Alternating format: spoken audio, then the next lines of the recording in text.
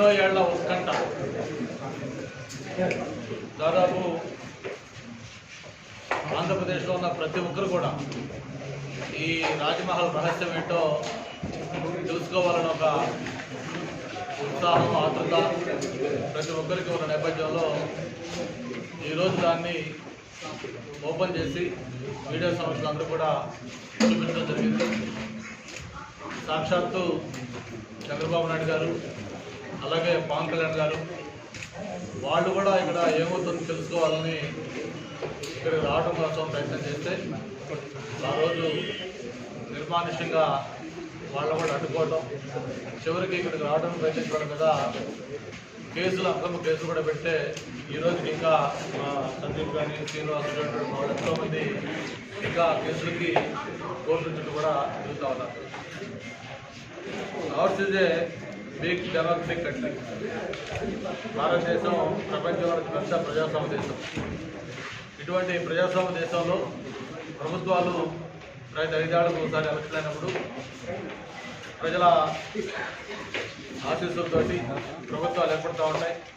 ఆ ప్రభుత్వాలు ఏర్పడినప్పుడు ప్రజల మన్ననలు పొందే విధంగా పరిపాలన చేస్తూ ఉంటాయి. అయితే దానికి భిన్నంగా 2019లో ఏదైతే జగన్మోహన్ రెడ్డి గారు ఒక్క ఛాన్స్ అని చెప్పని ఈ రాష్ట్రంలో అధికారంలోకి వచ్చారు, వచ్చిన దగ్గర నుంచి కూడా ఆయన పరిపాలన ఎలా సాగిందో మనం చూసాం. ఒక ప్రజావేదిక కూల్చివేతతోటి, ఒక విధ్వంసకరమైన యాక్టివిటీ తోటి ఈ రాష్ట్ర పరిపాలన స్టార్ట్ అయింది. ఆ రోజు నుంచి ఆ 5 సంవత్సరాలు కూడా పూర్తిగా ఎక్కడా కూడా ఒక ప్రజాస్వామ్య పద్ధతులు పాటించకుండా పూర్తి నియంతృత్వ పోకడలో అన్డెమోక్రటిక్గా మరి ప్రతిపక్ష పార్టీలు కానీ ఎవరైనా ప్రభుత్వాన్ని ప్రశ్నించే నాయకులు కానీ వ్యక్తులు కానీ అణిచివేస్తూ ఆ పరిపాలన సాగింది. గవర్నమెంట్ మారినప్పుడు ముఖ్యమంత్రికి చాలా విశేష అధికారాలు ఉంటాయి. ఆయన క్యాపిటల్ అమరావతి అయినా సరే నేను విశాఖపట్నంలో క్యాంప్ హౌస్ పెట్టుకుంటానంటే ఎవరు కూడా కాదలేని విషయం.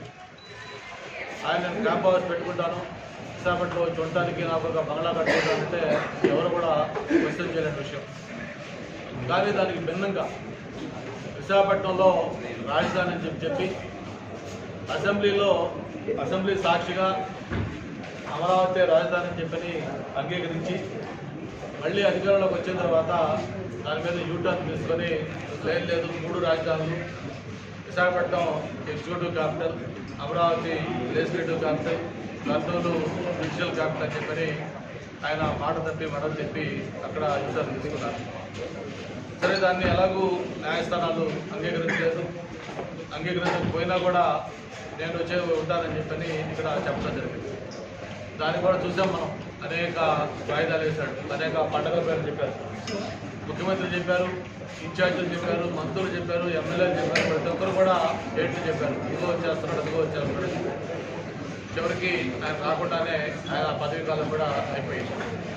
అయితే దీంట్లో ప్రధానంగా మనం ఎందుకంటే ముఖ్యంగా ఆయన విశాఖపట్నంలో వచ్చి ఉండటం కోసం అని చెప్పని ఏదైతే ఇప్పుడు మనం కూర్చున్న ఈ ఋషికొండ, ఒకప్పుడు సప్త ఋషులు ఈ కొండపై నడయాడారని, ఇక్కడ తపస్సు చేసుకునేవాళ్ళని, దీనికి ఒక హిస్టారికల్ ఇంపార్టెన్స్ ఉన్న కొండ. ఎవరైనా విశాఖపట్నం నుంచి బీలో బీచ్ రోడ్లు వెళ్తా ఉంటే వెళ్ళే వాళ్ళందరికీ కూడా పచ్చటి కొండ అందరినీ కూడా ఎంతో ఆకర్షిస్తూ ఉండేది.